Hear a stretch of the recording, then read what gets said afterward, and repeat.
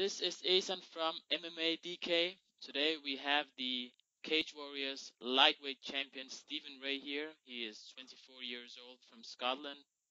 He has 16 wins and 5 losses. And thank you very much for joining the show, Stephen. Yeah, thanks for having me, guys.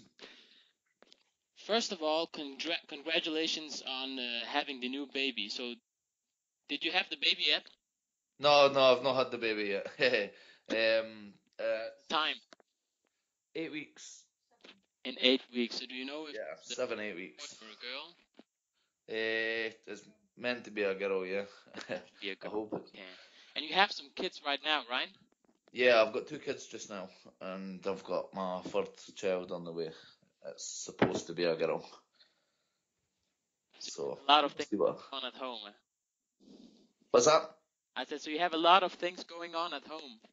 Yeah, basically, yes. A lot of, obviously, it's busy having kids, and I'm going to have 3, so I'm going to have to help out and stuff with my partner, and especially for the first sort of 2 weeks, especially, and then first kind of couple of months, be there. Yeah, because one's at nursery, one will be going to nursery soon, and then there's going to be one newborn child, so I'll need to help out with my partner with some stuff. Of course, that's what you have to do. Yep. Before I get your take on it, Stephen, I just want you to listen to some of the things the Cage Warriors contender Damir Hadzovic said about you lately. So I just want to play you the clip and then get your take on it afterwards. Right. Okay? Yeah. Cool. Let me know if you can't hear it or something. Right. Stevie, get your shit together, man. I know you're having a child real soon, but you have an obligation and a responsibility with that belt. If you don't want to fight me, vacate the belt. Then go ahead and see if you can get in the UFC. But otherwise, you have to fight me, and fight me soon, Stevie, because I want that fight soon. I've been waiting for you since I met your teammate, Martin. And I'm coming for you, and I want that belt. And I'm just waiting for you to sign that contract so we can get this fight going on and all this circus behind us. It's not funny anymore, Stevie. Show your fans you're a true fighter and accept my challenge. This is my 5th challenge to you. So, could you hear it, Stephen? Yeah, I heard it. I've heard it before as well, so. Okay. So, what's your take on it? Yeah, well, there's a couple of things. The first thing is that's his 5th challenge to me. I don't know where he's getting that from, saying it's his 5th challenge. Because he's not challenged me 5 times. He's maybe mentioned it 5 times, but it's not 5 challenges. What else? Cage Warriors did originally say that the number 1 contender, or who, if I was looking to fight, that the person who I would be competing against was Damir Hadzovic. I'm sure they said, like, there was never anything where I got offered, like, here's a contract, do you want it? So Cage Warriors never ever sent me a contract to say, we want you to fight this guy, and I've said no. It just got mentioned. So I'm not sure if they were wanting me to fight, I think maybe 21st of March. And yeah, basically, I've got a child coming, she's due the 15th of April, so I wasn't wanting to, my partner is just, she's got, what do you call it? What you got again? What's your back hand? Sciatica. Yeah, she's got sciatica. So I've had to kind of take a back step with training a bit, and I do some PTs and stuff through the day to make, obviously, money and stuff. So I've had to take a back seat with that a little bit, just to be around more and help her out, because she's got sciatica, and obviously we've not got a car just now as well. The car's broke down, so the nursery for my little boy is like probably a 20-minute walk if I've got him on my shoulders, but it'd probably take my partner like an hour. So it's just things like that, but that I've got to be around helping out. Obviously, I've got another child here coming, so I've had to be decorating the house. I've just moved, so I've decorated the house. I've had to do stuff with the baby's bedroom, get it ready and stuff like that. So I wasn't wanting to commit to a fight where I wouldn't even be able to train. My partner was in the hospital a while back, and I can't commit to a fight if I can't even get to training and go and fight. It's nothing to do with Damir Hadzovic. He beat my teammate, a close fight. I think my teammate won the first round, and then he came back and won 29-28, unanimous decision. Like, I don't know why he thinks that I'd be scared of him or whatever. Or he's obviously just trying to call me out, and he wants that title. But what else did he say? I've got an obligation and a responsibility. Well, I'm not gonna, just because I've got some things in my personal life at the moment, and I couldn't commit to the 21st of March, the only show that Cage Warriors had announced. Like I said, that date wasn't good for me. One, because it's my birthday, and it's my son's birthday. His is the 17th of March, mine's is the 25th. I've got the third child on the way, so that date just kind of didn't work out. Then obviously Cage Warriors, I'm not totally sure what's happening with them, but they've not got a CEO just now, so I don't even think they can do a show without one. So just all that together.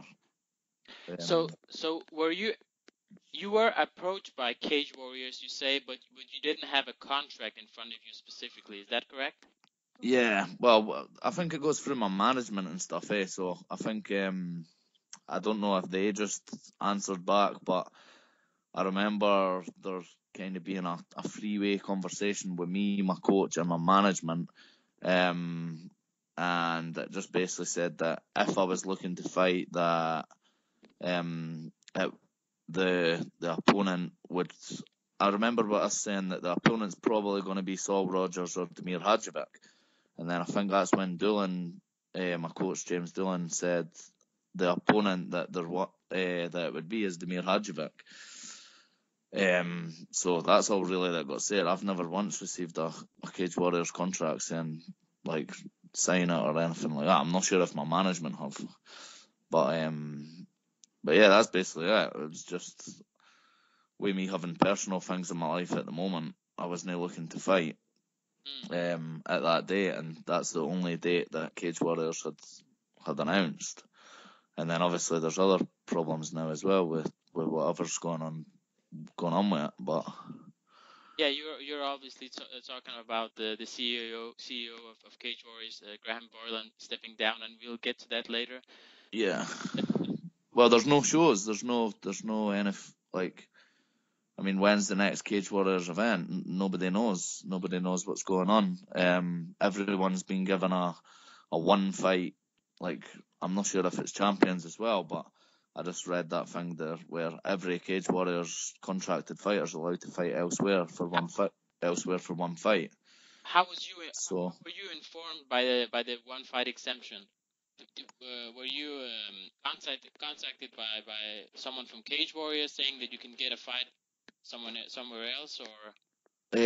No, just I seen that link. There was a what do you call it, an article that got posted saying that everyone that's contracted to Cage Warriors is eligible for one fight to fight elsewhere, and that's obviously because they can't really expect all the Cage Warriors contracted fighters to kind of hang around and not fight when they don't know what's happening and stuff. Because some people, this is their job, fighting and making money and stuff. So they can't really just say, look, just chill out now, not fight, not make any money. But I think that's why it is anyway. But yeah, basically, not too sure what's happening with Cage Warriors.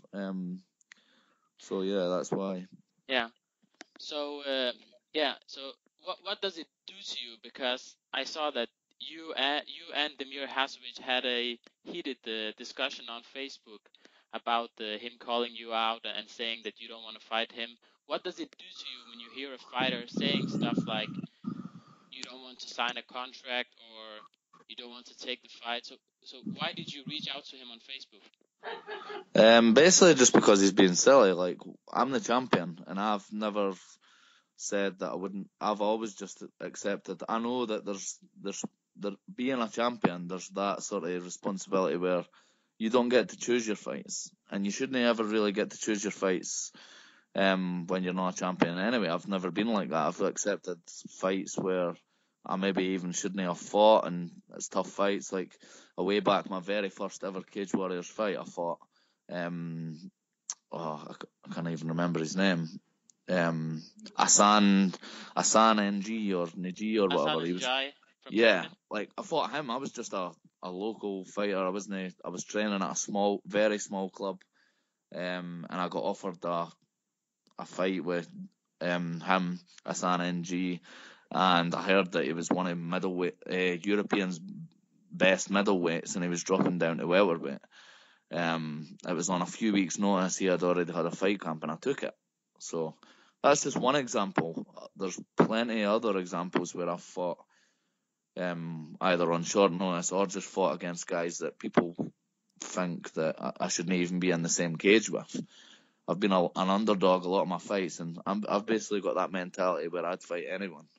So hearing that from him, I know that it's just basically him trying to get his mouth going to try and get a bit of hype, but the thing is, he doesn't need to do that anyway. He's the number one contender, supposedly, I've heard from Cage Warriors.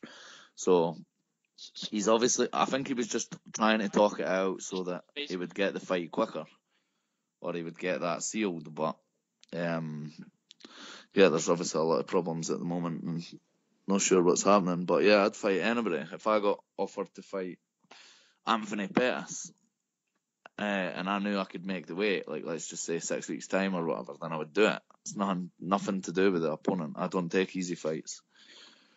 So why even go there and writing back to him on Facebook and giving him that attention that he wants? I don't know. Just because I didn't want anyone, or especially him, thinking that I'm scared of him or that I'm trying to keep away from it. So I was just basically letting him know my peace of mind that, look, I would fight you. I'm like, you're nothing special. That, like, he obviously thinks he's this something special that I'm scared of him, or I don't want to fight him, or I think it's a risky fight, or anything like that. And then he said about vacating the belt and trying to get in the UFC. So I don't know what all that's about, but I like tough fights. I would rather fight someone that I know that's going to cause me problems, because what's the point in fighting people that you know you're going to win? I like the excitement, and it's going to be hard. You got to be training hard, and even like my last two fights have been against Kurt Warburton. I'd say he's if not the best lightweight out there. Obviously I bet him, but he's right up there, really experienced and one of the best fighters in Europe. So I didn't have to take the rematch with him either. I beat him the first time, and I kind of had nothing to gain about beating him again. Cage Warriors offered me Kurt Warburton, and yeah, like I just said, I had nothing to gain from beating him again, really, because I had just beat him. And they says, oh, we would quite like to get the trilogy. So I accepted that, because that's what I do as a champion. I'll fight who Cage Warriors tell me. So if the fight against, let's just say that the Cage Warriors is back and they get a new CEO in after March, and Damir Hadzovic gets the fight with you, how would you see the fight go? How would I see the fight go? Obviously it depends what happens on the night, but Damir is quite a one of the bigger lightweights. So he's got good size. He looks like he's got good takedown defense. And he's meant to have good striking as well. So I basically I don't see like vision away a fight goes. I believe in I'm confident that I could beat anyone, anywhere. Obviously, depending on who it is, but I wouldn't really say that he's got a one side. He's a little bit all-rounded, so I wouldn't really say that I need to take him down or need to stay on the feet. I believe I'd be able to beat him anywhere, so it just kind of depended on where I wanted to take the fight on the night. So you wouldn't say that you have to like necessarily get the fight to the ground in order to win the fight? Oh, definitely not. No, I believe that I could beat any fighter in the world on the feet. Do you feel you have the bigger advantage on the ground then? I feel like, thinking about it right now, I believe that I would have better striking, better wrestling, and better jiu-jitsu. So, I might be better than him in certain, like, I believe I've got definitely 100% better jiu-jitsu. His jiu-jitsu looks like that's where his weakness is. But I also believe I'd be able to knock him out. I believe that I could outstrike him. I believe I'd be able to take him down. I believe I'd be able to stop him from taking me down. So yeah, it's just confident everywhere, really. And I'm not saying that he's a nobody. I know he's a really good fighter, and that he would have the chance of beating me. But I would just obviously train like I do at every single fight as hard as I could, and it would depend on what happened on the night, really. So obviously you have a lot of respect for him as a fighter, and you see the fight going in your order. So what's your opinion about his last fight against your teammate Martin? What did Martin not do to win the fight? What did he have to do in order to win the fight? Well, there's a few things. I think Martin. I'm not sure how Martin copes with things mentally or stuff. I don't know, obviously, what goes inside his head, but it was his first fight on Cage Warriors. So maybe like his first fight on sort of a big show, if you like, because he's fought on all the smaller type of shows. So I remember my first fight in Cage Warriors. Like I said, I was really nervous. It was a lot different. There was like the red carpet thing that you walk down, a lot of cameras everywhere. So I don't know if that was maybe because me watching the fight that Martin fought and him in the gym is kind of two different people. I would say that Martin tried to take him down too much, tired himself out in the first round, because I'm not sure if he got hurt early as well. I think he got caught with a right hand really early and quick, and that maybe he was in autopilot a bit. I'm not too sure, but he was really trying to take Damir down, and Damir he did get him down a couple of times, but Damir was popping back up and stuff, and a lot of it was against the fence where Martin was using his strength and trying to keep him down. So I would say that he used a lot of his energy in the first round trying to take him down, whereas he maybe didn't have to, and he respected Damir's stand-up too much. Another thing would obviously be that he ended up on his back a couple of times, second and third round. Yeah, that was that. Just he ended up on his back. It was kind of a wrestling fight. There wasn't much striking. And it was just one of the really tiring fights, I would say. I think Martin gassed after the first round. He was really tired, and then he ended up on his back the second and third round. I think the third round he threw a head kick and slipped, or he got taken down off it. So, yeah, just Damir never done anything that impressed me in that fight, really, against Martin. I just think, like I said, that Martin tired himself out trying to take him down too much. So is it still a fight you want, or do you want something else? Like you just want to move on from this fight and do something else, or is it still something that you want to like show to Damir and some of your own fans that he has nothing on you? Yeah,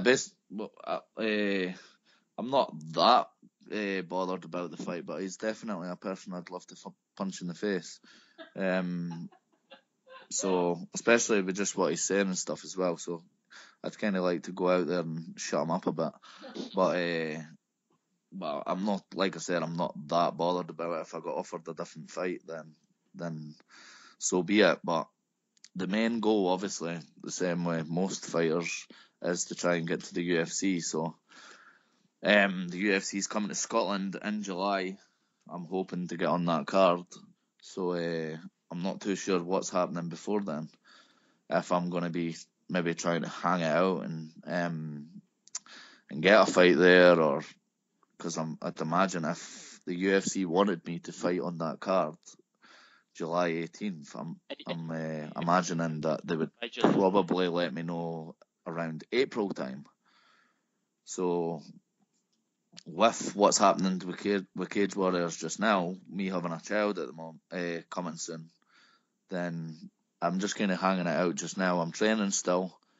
I'm improving. I'm just home for training just now, one of the most important sessions of the week. So yeah, it's not like I'm not training. I'm still training. I'm just not really committing to a fight just now. And like I've said before as well, I wasn't wanting to commit to a fight anywhere really. But if the UFC did come and say, look, we want you on UFC Poland, for example, that's April the 11th. It's 4 days before my child's born. Then that's kind of a fight that I wouldn't be able to decline, because I did say that it's life changing. I know that there isn't that much money in the UFC, and if that's why you're in it, then you're in the wrong game, because there's not that much money. But there is potential money there to be made, like the performance of the night bonus and stuff. So yeah, you might.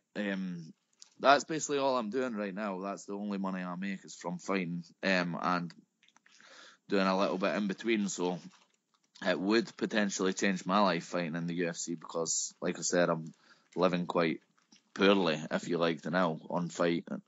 I don't work, so it's kind of all or nothing. I'm going to try and make a go at it in the UFC and try and make some money. And if that doesn't work out, then it probably means doing it as a hobby and then looking to get a career elsewhere, like getting a full-time job and stuff. So you're saying that, of course, you're talking about the UFC coming to Glasgow, Scotland, on July 18th. So isn't that just the perfect timing? You said that you couldn't fight in March. Maybe you can start a camp in April, and then you would be ready to fight by July. So is that something that you expect, like getting on that card on July? Well, I'm not expecting it, because obviously the UFC doesn't have to sign me. They've got Jojo and Robert, and they can bring up English fighters and stuff. But I think a lot of the Scottish fans, fighters and stuff want to see it. They want to see me on the card, see me get my break. I think I deserve it. I've done, I've worked my way all the way up the ranks. I've sacrificed a lot of stuff in my life, tried to move home towards away from my family and friends, and yeah, basically just put a lot of my life into MMA, and I feel like, especially the UFC coming to Scotland, that I should get that break and get my chance. I've just beat a UFC veteran twice in a row, Kurt Warburton, who fought 3 times in the UFC, got cut. Obviously, after that, he only won 1 of his 3 fights. He got cut after getting beat off Joe Lazon, which I thought was a little bit harsh as well. But yeah, I think that I deserve my chance. It does kind of work out really good, because it would mean that I would be able to maybe take 2 weeks off when my child's here, help out and stuff, because that's usually what people do when they're working and stuff. They take 2 weeks paternity leave or whatever to help around with their wife or whatever. So yeah, I could do that and then get straight in a fight camp after it for the UFC Glasgow card. But it's a little bit frustrating as well, because when I first started MMA, I think it was 2010, or I started training in 2009, and then my first sort of fight was late 2009, and I had 12 fights in 2010. So I had 7 amateur fights and 5 pro fights all in the 1 year, and I managed to win them all, apart from the last one. So I'm kind of a fighter where I like to keep busy. I like to fight, but yeah. So I'd love to fight, but it's just kind of what's happening just now. And hopefully, like I said, I do get the UFC Scotland card, and I'll just kind of see what happens in the meantime. But Damir obviously would be a good fight. I'm sure a lot of the fans would like to see it. So even if the UFC fancied signing him as well, I'll fight him in Glasgow. UFC Scotland. Yes, and you're only, as you say, you've had a lot of fights, but you're only 24 years old, so you still have a lot of years to develop as a fighter and evolve and get some more fights. But is there something you can do as fighters, like the UFC coming to Scotland? Is there something you can do, approach somebody, text somebody, tweet somebody to let them know that, hey, you're there and you want to fight on that card? Yeah, well, there's a lot of my fans, like when it got announced and stuff, there was a lot of my fans tweeting the UFC, Dana White, Sean Shelby, all that stuff, saying that obviously they would like to see me on the card.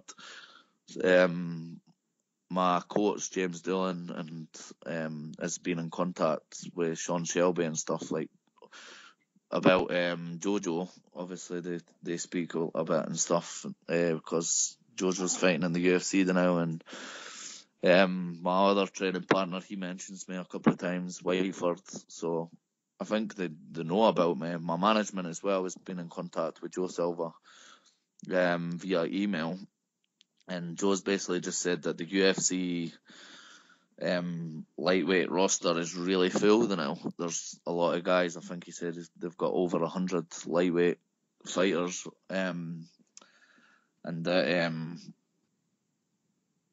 yeah, and they're about a possibility of keeping my weight low, just in case there was any injuries. So I've been trying to do that, but it's a little bit hard to try and keep your weight down for something that you've not got guaranteed.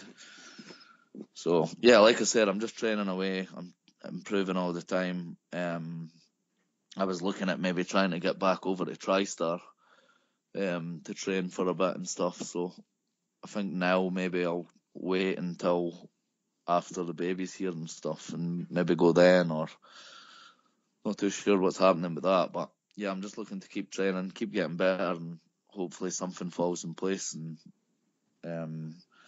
I'll try and bring my weight down and train just in case there's any pullouts to the UFC Poland card as well. But I'll see what happens, basically. But I was just kind of letting Damir know on Facebook, like, why would I be scared of you? You like, there's nothing there that scares me at all. Yeah, I fought my teammate and one of my training partners, but there was nothing done in that fight where I was like, oh Christ, I didn't want to fight him. I know he knocked out John Maguire with a knee and stuff, but John Maguire's been on quite a bad streak or whatever since coming for the UFC. So yeah, he's been in the UFC, but Saul Rogers beat him. I watched his fight with the other guy, Philip Malpeter, and I thought he lost that fight. So that doesn't really impress me either. So yeah, basically I was just letting him know that I'm not scared of anyone, never mind him, and I'll fight anyone. And that's why I replied and spoke to him on Facebook. What do you say to the doubters or the haters that say that you keep that you want to use this Cage Warriors belt as a UFC pass, and you've seen this, that the UFC will come to Scotland and it's a perfect timing, and that's why you want to keep the belt? Well, nothing to do with that really, because I'll lose the belt even if I do get signed to the UFC, because I've not defended it 3 times. So there's that, but nothing to do with that really. Really, thank you for this interview, and I just want you to give you the chance at the end if you want to thank some people or maybe some sponsors that you want to thank as well. Yeah, I've got a couple of sponsors I'd like to give a shout out. I'd like to thank my new sponsor society. That's the social pub or nightclub that's just started sponsoring me, helping me be able to train more full time as a fighter. Dynabite Bright Limited is one of my friends that's got his own business that helps me out a bit as well. Gio Thompson Knockout Art, that's been there, helped me throughout my whole career and helped me get to where I am. Bad Boy for all the cool stuff they send me and training gear, it helps out a lot too. Who else have I got? Arena Fitness Gym, Gary Parson from Aberdeen, he sponsors me. And like I said, all sponsors, they all help out a lot, especially when you're kind of committing your whole life to MMA. I think Fitness Factor, Andy Patrick, he's my strength conditioning coach and trains me on a one-to-one basis weekly, gets me in the best sort of physical shape possible for my fights. And a couple of other guys that's just started. No, I think that's it actually. Yeah, that's it. I've got a couple of other sponsors maybe in the works, but that's all my current sponsors at the moment. I'd like to thank them and thank you guys for the interview as well. Stephen, thank you for everything. Yeah, we appreciate your time. Appreciate you joining the show here, and yeah, we really hope that you get on the UFC card in Scotland. That makes sense. So all the best. Yeah. And if that doesn't happen, then maybe we can get this Damir Hadzovic fight going on. Yeah, that'd be good. And like I said, it'd be good if kill two birds with one stone as well. Maybe fight him on the UFC Scotland card. Yeah, that would be a perfect matchup and a perfect plan for both of you. Yeah, that would be cool. But yeah, hopefully get one of them, or if not both. Yes. Thanks again, guys.